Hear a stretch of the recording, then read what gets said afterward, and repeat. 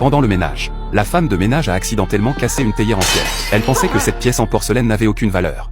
Mais lorsqu'elle l'a signalé à l'entreprise de nettoyage, le responsable lui a annoncé une bonne et une mauvaise nouvelle. La bonne nouvelle était que les propriétaires étaient en voyage à l'étranger et ne reviendraient pas avant 6 mois. La mauvaise nouvelle était que la théière qu'elle avait cassée avait une valeur inestimable. En entendant cela, Mena s'est immédiatement effondrée, en regardant les clés posées sur la table.